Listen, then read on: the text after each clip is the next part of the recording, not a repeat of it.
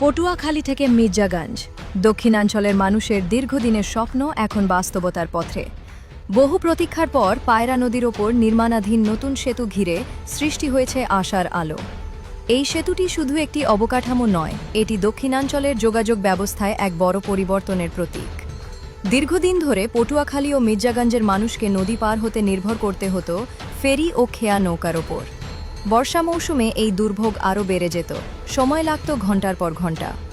বর্তমানে নির্মাণাধীন এই সেতুটি প্রায় ১.৫ কিলোমিটার দীর্ঘ। এটি চালু হলে পটুয়াখালী থেকে মির্জাগঞ্জ যাতায়াত হবে দ্রুত ও সহজ। বিশেষ করে শিক্ষার্থী, চাকরিজীবী এবং ব্যবসায়ীদের জন্য এটি হবে এক বড় স্বস্তি। স্থানীয়দের সঙ্গে কথা বলে জানা যায়, এই সেতু চালু হলে তাদের জীবনযাত্রায় আসবে ব্যাপক পরিবর্তন। কৃষিপণ্য পরিবহন সহজ হবে, ব্যবসা বাণিজ্যে আসবে গতি এবং জরুরি সেবাগুলো পৌঁছাবে দ্রুত।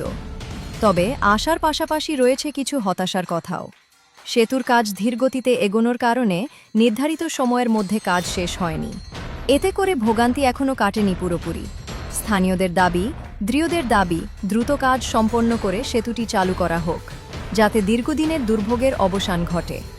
বিশেষজ্ঞরা বলছেন, এই সেতুটি চালু হলে শুধু পটুয়াখালী ও মির্জাগঞ্জ নয়, বরং পুরো দক্ষিণাঞ্চলের যোগাযোগ ব্যবস্থায় এক নতুন দিগন্ত উন্মোচিত হবে। ঢাকাসহ দেশের বিভিন্ন অঞ্চলের সঙ্গে সরাসরি সড়ক যোগাযোগ আরও সহজ ও কার্যকর হবে। সব মিলিয়ে বলা যায়, পায়রা নদীর ওপর এই নির্মাণাধীন সেতুটি দক্ষিণাঞ্চলের মানুষের জন্য এক স্বপ্নের প্রকল্প।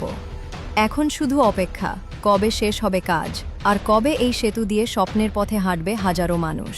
এ ধরনের আরও আপডেট পেতে আমাদের পেজটি ফলো করুন, পোস্টটি শেয়ার করুন এবং আপনার মতামত কমেন্টে জানান।